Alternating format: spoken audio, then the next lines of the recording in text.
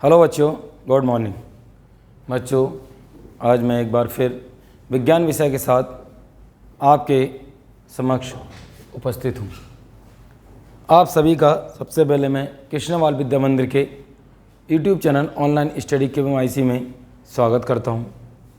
बच्चों, आज हम विज्ञान विषय के अंतर्गत कक्षा 8 के विज्ञान विषय का अध्ययन करेंगे और कक्षा 8 के विज्ञान विषय के अंतर्गत हम अध्ययन करेंगे पाठ 7, जिसका नाम है परमाणु संरचना।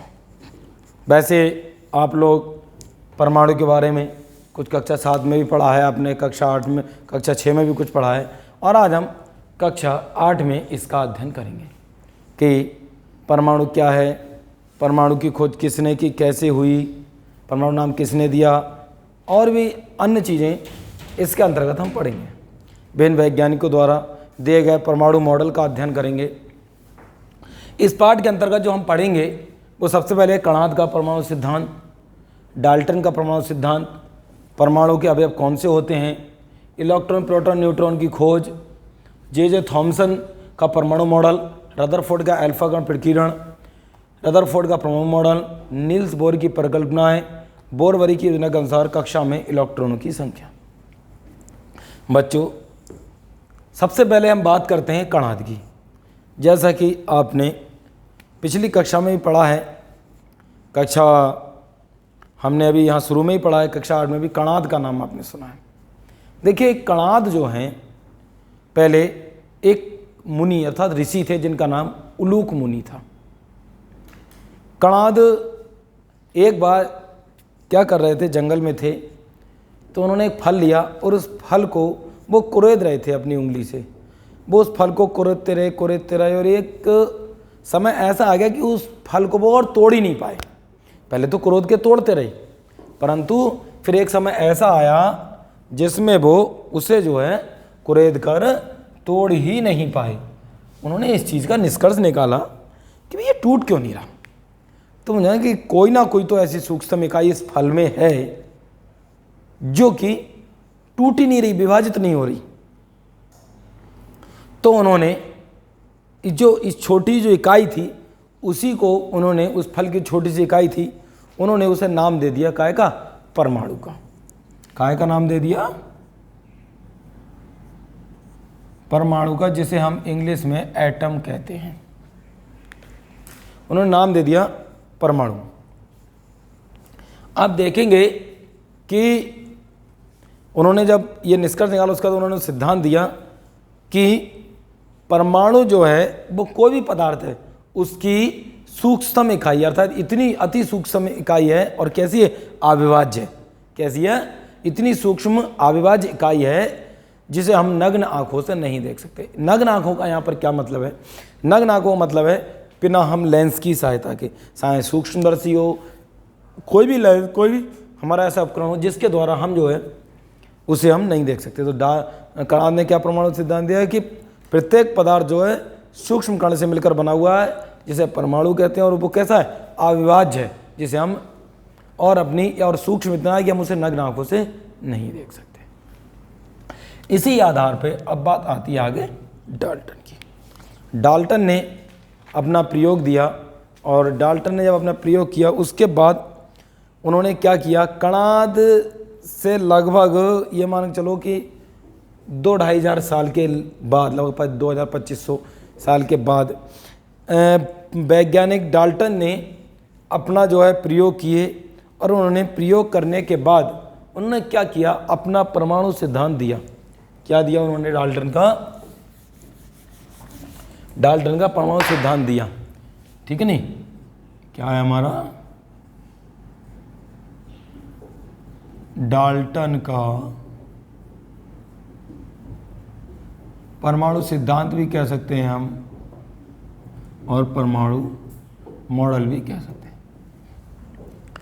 देखिए, डाल्टन ने जब अपने अनेक प्रयोग किए और उसके बाद उन्होंने जो है निष्कर्ष निकाला, अपनी परिकल्पनाएं दी, तो उन्होंने सबसे पहले बताया डाल्टन ने कि प्रत्येक जो है पदार्थ जो है वो अति सूक्ष्म कणों से मिलकर बना हुआ है।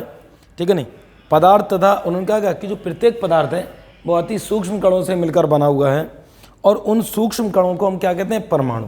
कोई पदार्थ है, उन्होंने बताया जैसे मान लीजिए ये कोई पदार्थ है, इसमें जो होती सूक्ष्म कण है जिनसे मिलकर वो बना हुआ है, और उन्होंने इन सूक्ष्म कणों को ही क्या नाम दे दिया, उन्होंने एक सूक्ष्म कणों को नाम दे दिया हमारा क्या, उन्होंने सूक्ष्म कणों को नाम दे दिया परमाणु का। उन्हें क्या नाम दे दिया, उन्होंने इसे नाम दे दिया परमाणु। उन्होंने इसे क्या नाम दे दिया, परमाणु। तो सबसे पहली परिकल्पना क्या दी कि प्रत्येक पदार्थ अति सूक्ष्म कणों से मिलकर बना हुआ है, और उन्होंने इसे क्या नाम दिया, उन्होंने नाम दिया परमाणु। दूसरा उन्होंने क्या बताया, दूसरा उन्होंने बताया कि परमाणु जो है अविभाज्य है। परमाणु कैसा है हमारा, अविभाज्य है। अविभाज्य का मतलब क्या होता है कि परमाणु को हम तोड़ नहीं सकते। परमाणु इतनी सूक्ष्म इकाई है, इतना सूक्ष्म होता है कि उसे हम तोड़ नहीं सकते, ठीक है नहीं, और उसे अति सूक्ष्म मतलब इतना छोटा है कि हम उसे उससे ज़्यादा छोटा कर ही नहीं सकते, इसका मतलब अविभाज्य कण है। तीसरा क्या बताया, तीसरा उन्होंने बताया कि परमाणु जो है पदार्थ जो है, पदार्थ या तत्व, पदार्थ कह लीजिए तत्व कह लीजिए, उसमें जो भी परमाणु जो सूक्ष्म कणों से मिलकर बना है, वो उन सूक्ष्म कणों को हम क्या बोलते हैं, परमाणु। ऐसा नहीं कि एक पदार्थ में परमाणु दूसरे में नहीं है, ऐसा नहीं।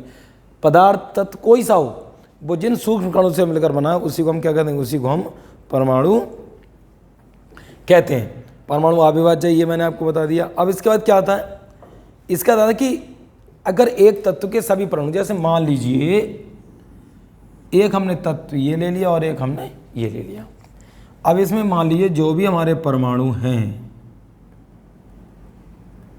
जिनसे मिलकर ये बना हुआ है, मान लीजिए, तो इस तत्व में जो भी परमाणु हैं वो सभी परमाणु गुणों में, द्रव्यमान में, आकार में कैसे होते हैं, एक समान होते हैं। अर्थात एक तत्व के इसमें परमाणु और जो है वो गुणों में, आकार में, द्रव्यमान में कैसे होते हैं, समान होते हैं। और अगर इससे अलग दूसरा तत्व है, मान लीजिए ये तत्व ने मान लिया ए और इसे मान लिया बी, तो उन्होंने कहा इन दोनों तत्वों के जो परमाणु हैं वो गुणों में, द्रव्यमान में, आकार में भिन्न भिन्न होंगे। ऐसा नहीं है कि प्रत्येक तत्व के परमाणु एक समान हो जाए, ऐसा संभव नहीं है। इन्होंने डाल्टन ने ये बताया। उसका डाल्टन ने कहा, उन्होंने कहा कि अलग अलग जो परमाणु हैं, अलग अलग तत्व, उनके परमाणु अलग अलग होते हैं, गुणों में भी, आकार में, द्रव्यमान। और यदि एक तत्व है तो एक ही तत्व के प्रत्येक सभी परमाणु गुणों में, आकार में, द्रव्यमान में एक समान होते हैं। फिर उन्होंने एक और परिक्रम दी, परिक्रम उन्होंने बताया कि दो या दो से अधिक, मान लो एक हमने तत्व ए ले लिया और एक हमने तत्व बी ले लिया। इन्होंने कहा कि यहाँ पर जो है हमारा दो या दो से अधिक तत्व, एक दो कुछ भी हो सकता है, हमने दो ही मान लिए, दो या दो से अधिक तत्व जो है वो एक सरल गुणित अनुपात में, मतलब एक सरल गुणित निश्चित अनुपात होता है, उसमें संयोग करते हैं, और उसमें संयोग करने के बाद एक नया पदार्थ बना देते हैं जिसे हम कहते हैं यौगिक परमाणु। क्या कहते हैं उसे, यौगिक परमाणु उसे हम कहते हैं, जो इन्होंने नया बनाया है। तो ये क्या डाल्टन रहा है कि दो या दो से अधिक परमाणु में एक सरल गुणित अनुपात में मिलकर क्या एक नया जो पदार्थ बना, उसे क्या कहते हैं, यौगिक परमाणु कहता था, यौगिक परमाणु बनाते हैं। ये डाल्टन ने अपने परमाणु मॉडल में प्रस्तुत किया, परंतु इनके परमाणु मॉडल में कुछ कमियां थीं। उन कमियों को दूर किया गया। कब दूर किया गया, जब इलेक्ट्रॉन, प्रोटॉन, न्यूट्रॉन की खोज हो गई। जब इलेक्ट्रॉन, प्रोटॉन, न्यूट्रॉन की खोज हो गई, तब इनके बारे में इनकी जो कमियां थी डाल्टन की, उन्हें दूर किया गया। आगे देखिए क्या है। अब आता हमारा परमाणु के अवयव। अब परमाणु के अवयव कौन से हैं, इन्हीं के आधार पर इनकी जो कमियां थी डाल्टन की, इन परमाणु मॉडल की इस कमियों को दूर करने के लिए बाद में जो है इन्होंने परमाणु मॉडल, अपना नया परमाणु, जिसे डाल्टन का आधुनिक परमाणु मॉडल कहते हैं, वो प्रस्तुत किया गया था। पहले अवयव की बात करते हैं। यहाँ पर जो हमारे परमाणु के अवयव हैं, यदि आप देखेंगे तो परमाणु के जो अवयव में क्या है, हमारा इलेक्ट्रॉन, प्रोटॉन, न्यूट्रॉन, समझिए ये सब हमारे क्या अवयव हैं, एट्रिनो, न्यूट्रोनो, मेसॉन, ये सब क्या हैं, ये सब हमारे अवयवी तो हैं इसके। अब अवयव दो प्रकार के होते हैं, स्थायी और अस्थायी। दो जो वैज्ञानिकों ने बताया कि उन्होंने प्रयोग दिया कि परमाणु जो है कैसा है, एक हमारा विभाज्य अपरमाणिक है, और जो है वो दो प्रकार के कणों के रूप में, उसमें जो हैं क्या नाम, दो प्रकार के कणों से जाना जाता है, एक अस्थायी और एक स्थायी। इसके अवयव में दो प्रकार के होते हैं, एक हमारा होता है स्थायी और अस्थाई। दो प्रकार के कणों से मिलकर ये परमाणु बना होता है। अब स्थाई कौन से हैं? स्थाई में नंबर 1 हमारा इलेक्ट्रॉन है, नंबर 2 हमारा प्रोटॉन है और नंबर 3 हमारा भैया न्यूट्रॉन है। ठीक। अस्थाई कण कौन से है? नंबर 1 हमारा एंटीनो। एक हमारा कौन सा है? सबसे पहला हमारा एंटीनो है। कौन सा है? एंटीनो है। क्या है? हमारा न्यूट्रिनो है।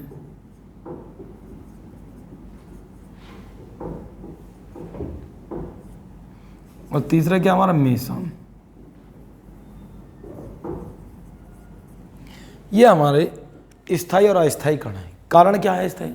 ये जो हमारे अस्थायी कण हैं यहाँ पर, ये जो है किसी भी रूप में हमारे कक्षा के परमाणु के बाहर भी रह सकते हैं और परमाणु के अंदर भी रह सकते हैं। ये जो अस्थायी, इसीलिए अस्थायी क्योंकि ये स्थायी नहीं है, ये परमाणु के अंदर भी रह सकते हैं और परमाणु के बाहर भी रह सकते हैं। परंतु ये जो हमारे 3 कण इलेक्ट्रॉन, प्रोटॉन, न्यूट्रॉन, ये जो है भैया, ये तो परमाणु के कुछ सतह पर रहते हैं और कुछ अंदर रहते हैं। ठीक। तो 2 प्रकार बने होते हैं यहाँ पे, अस्थायी और स्थायी और अस्थायी, 2 प्रकार के हमारे कण ये होते हैं। आगे देखते हैं। ठीक है नहीं, आगे जो देखेंगे हम, अब आगे किसकी बात करेंगे? अब आगे बात करेंगे हम इलेक्ट्रॉन, प्रोटॉन, न्यूट्रॉन की खोज की, कि भाई इलेक्ट्रॉन, प्रोटॉन, न्यूट्रॉन की खोज किसने, कब और की। आगे देखिए अब क्या है हमारा, चलिए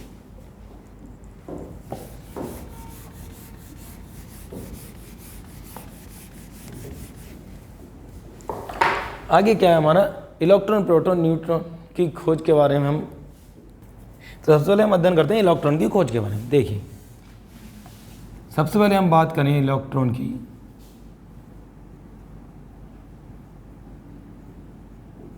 अगर आप देखेंगे तो इलेक्ट्रॉन की जो खोज की थी, इलेक्ट्रॉन की खोज जे थॉमसन, किसने की थी? जे थॉमसन ने की थी। और कब की थी? 1897 ईस्वी में। कब की थी? 1897 ईस्वी में इलेक्ट्रॉन की खोज की थी। इस पर जो आवेश है वो कैसा ऋणावेश होता है। आवेश कैसा होता है? ऋणावेश होता है। और कितना होता है?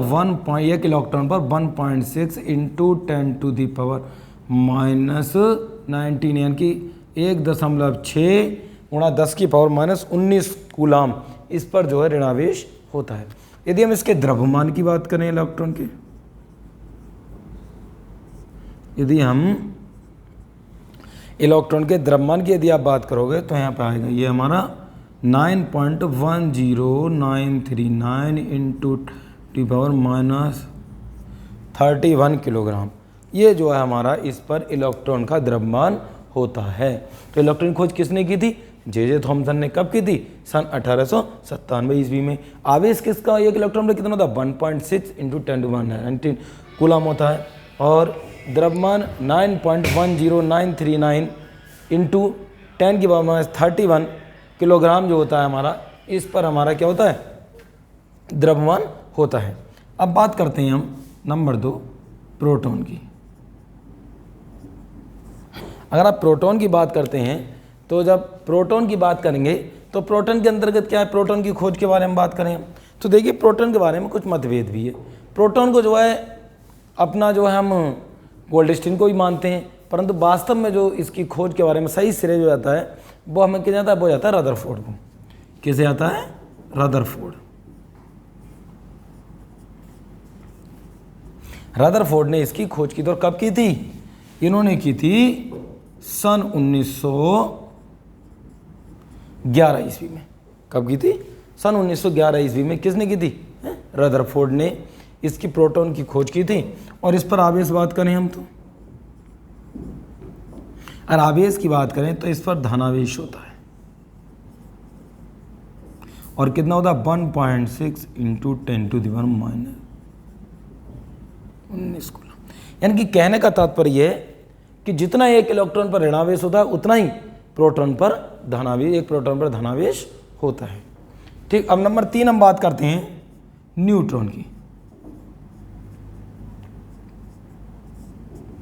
तो देखिए न्यूट्रॉन की जो खोज की थी वो की थी किसने? वो की थी चैडविक ने। किसने की थी?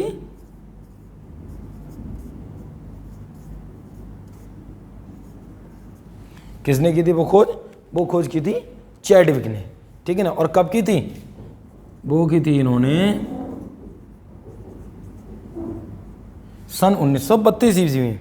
कब की थी? सन 1932 ईस्वी में इसकी खोज की थी। क्योंकि इस पर आवेश की बात करें, इस पर हम न्यूट्रॉन पर, तो ये आवेश रहित कण होता है, अर्थात इस पर कोई आवेश नहीं होता। कैसा होता है ये? उदासीन होता है। कैसा होता है ये? उदासीन कण होता है, इस पर कोई आवेश नहीं होता। हाँ, इसका द्रव्यमान होता है। द्रव्यमान कितना होता है इस पर? इस पर जो द्रव्यमान होता है, अगर हम द्रव्यमान की बात करें, इस पर जो द्रव्यमान होता है 1.6749 इंटू 10⁻⁻27 किलोग्राम इस पर जो है हमारा इसका द्रव्यमान होता है, अगर हम न्यूट्रॉन की बात करें, ठीक है नहीं। तो इलेक्ट्रॉन, प्रोटॉन, न्यूट्रॉन, इन तीनों की खोजों के बारे में मैंने आपको किसने खोज की, कब की, कितना आवेश होता है, कितना द्रव्यमान होता है, इन सारी चीज़ों के बारे में मैंने आपको जो है इसकी खोज के बारे में मैंने आपको बताया, ठीक है नहीं। चलिए अब आगे देखते हैं हम इलेक्ट्रॉन प्रोटॉन खोज के बाद हमने क्या देखते हैं, अब आगे देखते हैं हम जे थॉमसन का परमाणु मॉडल। अब जे थॉमसन का परमाणु मॉडल क्या है हमारा, देख लीजिए।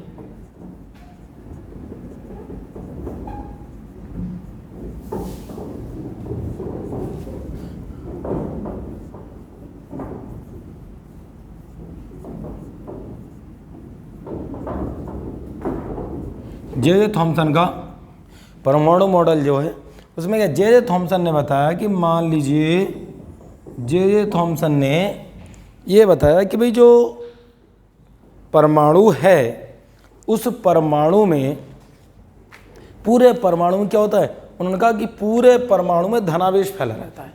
उन्होंने क्या बताया?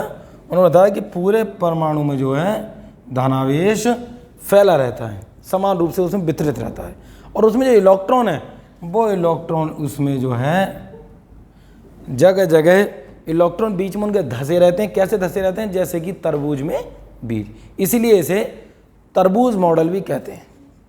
कहते हैं कि परमाणु का तरबूज मॉडल बताइए।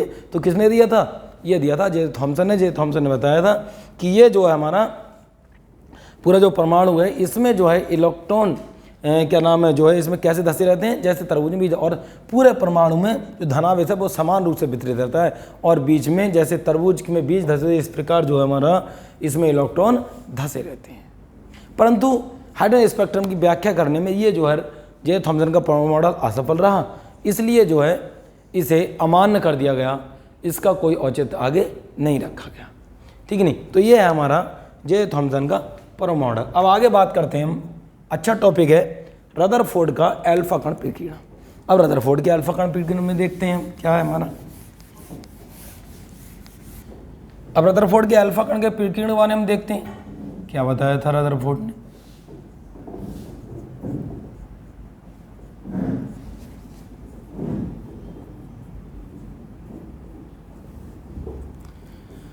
रदरफोर्ड ने क्या किया? रदरफोर्ड ने एक पतली गोल्ड की एक पतली परत ले ली, पतली पन्नी मान लीजिए, पन्नी ले ली।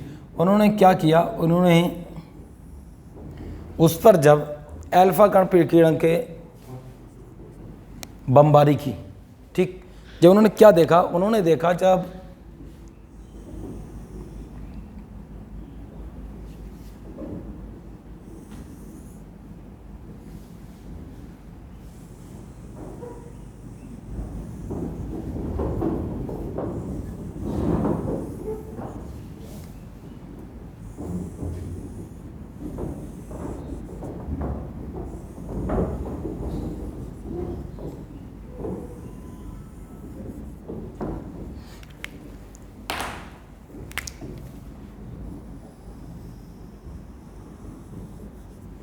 अब उन्होंने क्या देखा, उन्होंने जब बमबारी की तो उन्होंने अपना निष्कर्ष जो निकाला, वो निष्कर्ष निकालने के बाद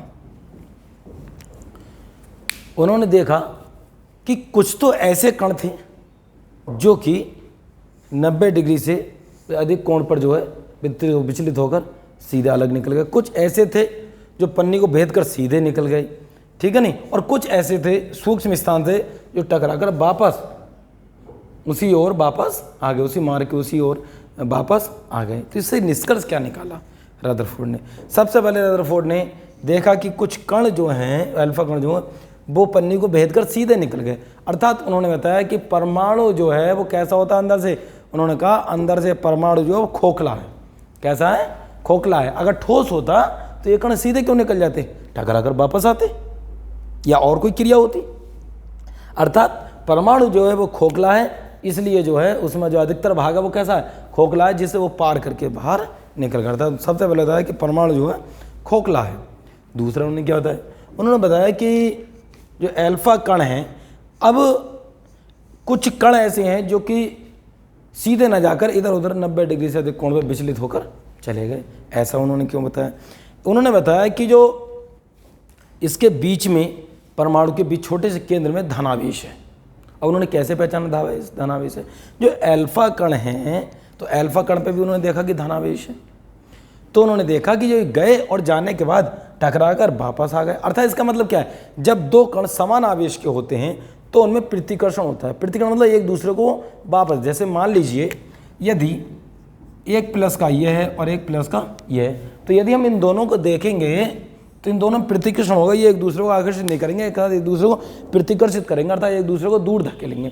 इसी प्रकार यदि मान लीजिए दो हमने माइनस ले लिए, तब भी हम देखेंगे कि ये दोनों एक दूसरे को प्रतिकर्षित करते हैं, प्रतिकर्षित करते हैं, करेंगे। अब बात आती है आगे की। अब यदि हम ले लें निगेटिव, दोनों को एक दूसरे को विपरीत ले लें, तो हम देखेंगे दोनों आकर्षित करेंगे एक दूसरे को।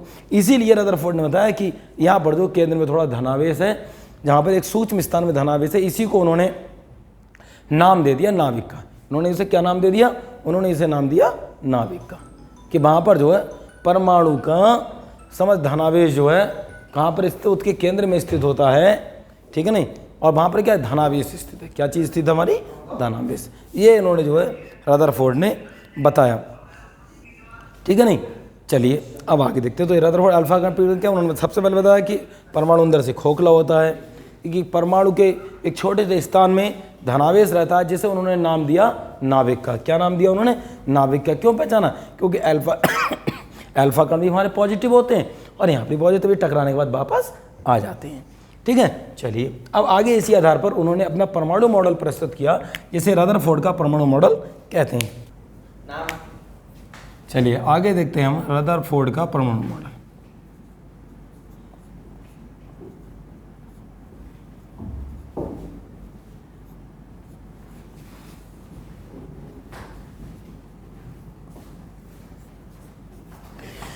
रदरफोर्ड ने अपने अल्फा कण के विकिरण के आधार पर ही अपना परमाणु मॉडल दिया।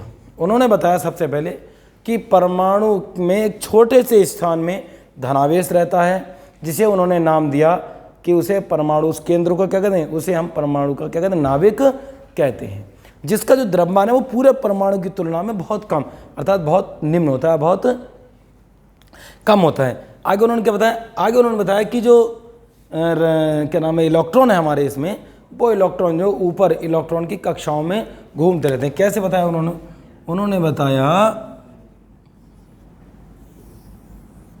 उन्होंने मान लीजिए इसे नाम दे दिया नाविक का। अब उन्होंने बताया कि जो इलेक्ट्रॉन है, यहाँ तो धनावेश, धनावेश मतलब प्रोटॉन है, धनावेश प्रोटॉन होता है, यहाँ पर प्रोटॉन रहते हैं, और जो हमारे न्यूट्रॉन है वो भी यहीं पर धनावेश के साथ ही स्थित होते हैं। और जो इलेक्ट्रॉन है वो जो है कक्षाओं में घूमते रहते हैं।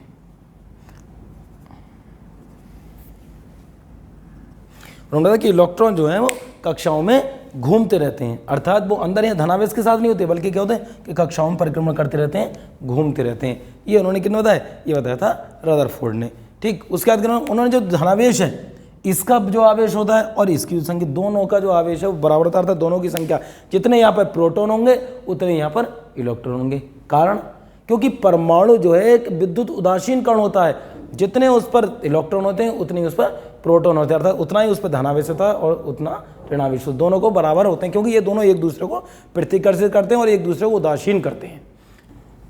तो रदरफोर्ड ने बताया कि जो इलेक्ट्रॉन है वो कक्षाओं में, विभिन्न कक्षाओं में घूमते रहते हैं, परंतु जो निश्चित कक्षा निश्चित की कि किस कक्षा में कितने इलेक्ट्रॉन घूमेंगे, वो किसने निश्चित की थी? वो की थी नील्स बोर ने। क्यों? नील्स बोर ने बताया, विभिन्न कक्षाओं को अलग अलग नाम दिया 1, 2, 3, और उन्होंने बताया कि कौन सी कक्षाओं में कितने इलेक्ट्रॉन घूमते रहते। कक्षाओं में इलेक्ट्रॉन की संख्या जो निश्चित की वो किसने की थी? नील्स बोर ने। तो रदरफोर्ड का परमाणु मॉडल ये जो मैंने आपको बताया ये था, और नील्स बोर ने क्या काम किया? नील्स बोर ने ये बताया कि कौन सी कक्षा में कितने इलेक्ट्रॉन घूमेंगे, यही नील्स बोर की परिकल्पना थी। आगे बात करते हैं। अब बोरवरी के अनुसार कक्षाओं में और इलेक्ट्रॉन का निर्धारण कैसे होगा? ठीक, देखिए उन्होंने जो नील्स बोर ने, यहीं पर आपको बता दे रहा हूँ, जो नील्स बोर ने जो कक्षाओं को नाम दिया था, उन्होंने इसे KLM इस तरीके से उन्होंने नाम दे दिया था, जिसे 1, 2, 3 भी हम लिख सकते हैं। ये नील्स बोर ने बताया था। तो रदरफोर्ड ने केवल ये बताया कि विभिन्न कक्षाओं में चक्कर लगाते हैं, परंतु निश्चित कक्षाओं में चक्कर लगाते हैं वो किसने बताया था? हमारा नील्स बोर ने। और यहाँ पर बोरवरी के अनुसार इन कक्षाओं में ये निश्चित हो गया कि किस कक्षा में कितने इलेक्ट्रॉन घूमेंगे, ये किसने बताया था? हमारा बोरवरी ने। ठीक है, तो आज बच्चों हमने परमाणु की संरचना के बारे में अध्ययन किया, कि परमाणु के मॉडल के बारे में अध्ययन किया कि परमाणु खोज किसने की, विभिन्न वैज्ञानिकों ने अपना अपना मत प्रस्तुत किया परमाणु के बारे में। ठीक है नहीं, तो इससे संबंधित जो PDF है वो आपको वीडियो के माध्यम आपके WhatsApp नंबर पर भेज दिया जाएगा। धन्यवाद।